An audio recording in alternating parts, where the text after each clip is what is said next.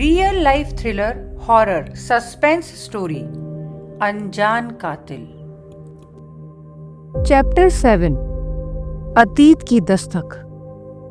परवेश अस्पताल के आईसीयू में अपनी आखिरी सांसें गिन रहा था। मॉनिटर की बिप बिप धीरे धीरे अनियमित होने लगी थी।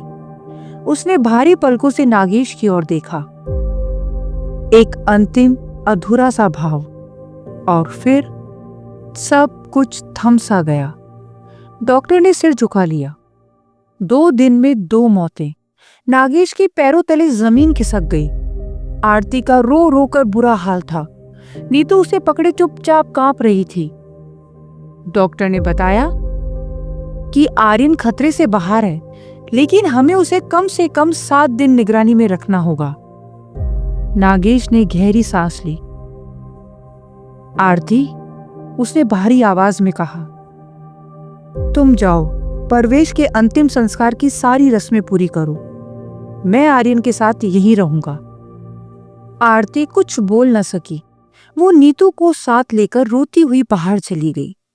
नागेश अस्पताल के गलियारे में अकेला बैठा रह गया। उसका यहाँ आना और पूरे परिवार को साथ लाना एक भयानक भूल थी, पर एक सवाल उसे भीतर से खाए जा रहा था कि भोले राम ये सब अकेले कैसे कर सकता था।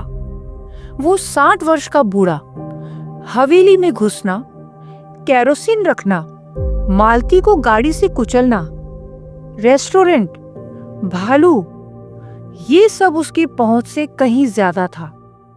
जरूर कोई और था, पर कौन? तभी आर्यन ने धीरे से हाथ उठाया।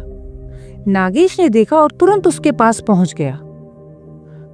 पापा, आर्यन रो पड़ा। नागेश ने उसे सहलाया। कुछ नहीं बेटा, गार्ड्स ने बताया कि तुमने बहुत हिम्मत दिखाई। कुछ देर में आर्यन शांत हुआ। फिर उसने धीरे धीरे कहना शुरू किया, पापा, मुझे भी समझ नहीं आया, चाचू पर केरोसिन कैसे गिर गया। नागेश सतर्क हो गया था।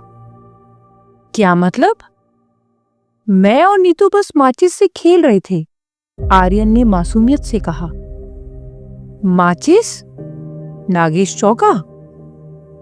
हाँ पापा, नीतू ने कहा कि मैं उसे माचिस जलाना सिखाऊं।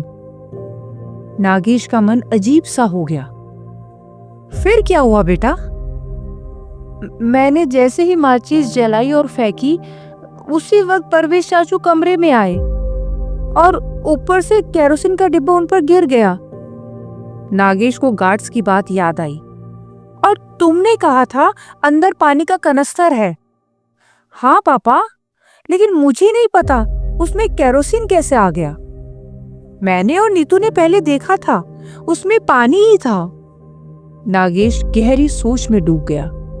उसने आर्यन का माथा चूमा। तुम आराम करो बेटा, मैं यही हूं, अब तुम्हें कभी अकेले नहीं छोड़ूंगा। आर्यन लेट गया। नागेश उसके पास बैठा रहा। उसके दिमाग में घटनाएं एक एक करके जुड़ने लगी। रेस्टोरेंट पर भालू का हमला, भोलेराम का अचानक हवेली में आना, 15 साल पुराना वो वीडियो जो आर्यन और नीतू को दिखाया गया, फिर मालती की मौत, और अब परवेश की भी। सब कुछ एक बदले की कहानी जैसा लग रहा था। भोलेराम बदला ले रहा था, लेकिन वो अकेला नहीं। नागेश की आंखें अचानक ठिठक गई। एक सवाल उसके भीतर काटने लगा। हर बार नीतू ही क्यों? भालू के समय वो आर्यन के साथ थी। जब आर्यन दिल्ली जा रहा था तो आर्यन ने नीतू को उठाकर बताया था, और अब माचिस से खेलने की जिद। वो सिर्फ 11 साल की बच्ची थी, लेकिन हर घटना में वो मौजूद थी। नागेश का दिल तेज तेज धड़कने लगा। उसके दिमाग में अजीबोगरीब डरावने ख्याल उमड़ने लगे। एक बात अब साफ थी कि उसे यहाँ और एक पल भी नहीं रुकना चाहिए। उसे अब तुरंत दिल्ली लौटना होगा, क्योंकि भैरवपुर में सिर्फ अतीत नहीं था, यहाँ कुछ और भी जाग चुका था।